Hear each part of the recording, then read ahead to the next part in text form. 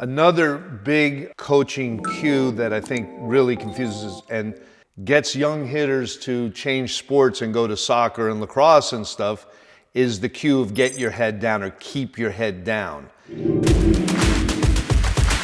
I think that originates from when you're playing t-ball, where you have the tee here, and t-ball is typically played, it's a tradition to play at the hottest part of the day when the sun is out there. Every kid has to hit the ball and run, and there are no outs or anything.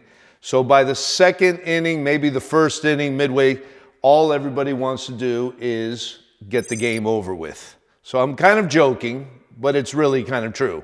So I think we lose a lot of players at that point. So when you just want to get the game over with and the ball's sitting on the tee, what's going to happen most of the time? The hitter's going to swing under the ball, knock the tee over. We got to set it up again. Gets a little hotter. Now it's 92 degrees, and it happens time after time. So the coach, out of desperation, just wants the kid, the boy or the girl, to hit the ball in any direction, doesn't matter, but that way that hitter's done and we can get the 14th hitter of the batting order in. So that cue, and a lot of times working off the tee can be counterproductive, of getting the head down is very misleading. The truth is that we can't see the bat hit the ball. That's a physical impossibility. They said to Ted Williams, we said you could actually see, your eyes, your vision was so good that you could actually see the bat and the ball make contact. And his response was, they said I could do a lot of things. That's a bunch of baloney. Didn't say baloney, but you get the idea.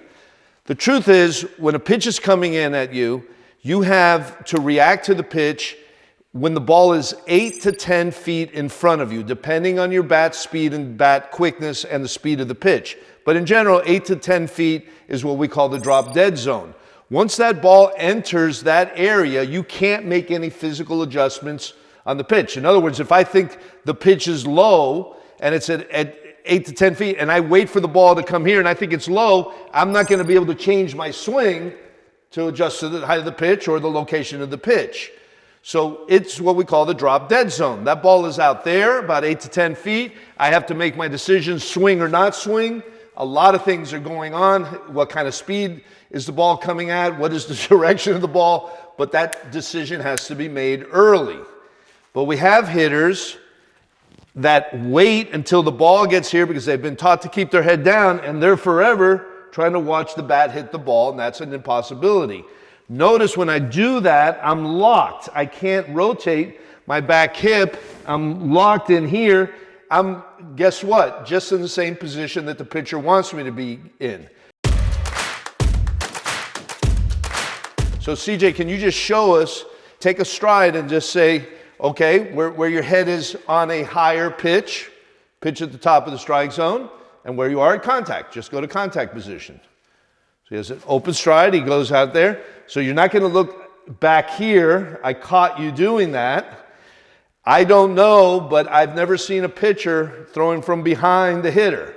So nothing is happening back here, everything is out here. Can we do that again? So the ball's coming out here and you have to go. Now, it's natural if the pitch is lower, go ahead and tilt a little bit and he's gonna drop his head down in here. It's natural, his head's gonna tilt down a little bit, but we can't lose our balance. And we can't, I'm gonna just take a position here, and we can't go off balance on the Z-axis.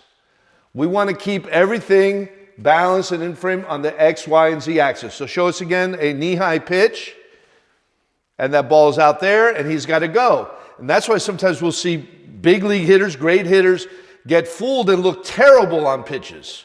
Well, they got fooled, but they made their decision when the ball is out there, which is proper.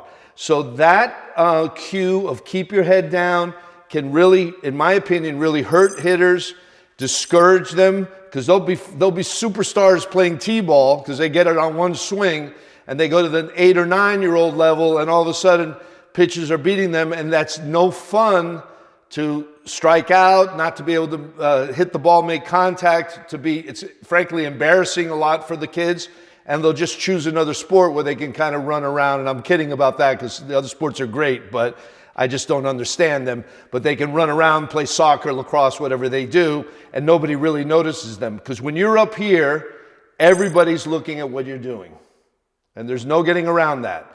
So that cue, and related to that, I would limit the use of a batting tee if you're a young coach out there. Okay, so the guys at the pro level, college level, there's a use for the tee, usually for outside pitches and so forth. There are uses for the tee, or just to get the bat and get rhythm and so forth. But for the young player, that can be detrimental. Instead of heading the tee, I would toss balls from a few feet in front of them, because that's going to be more realistic and more helpful to them.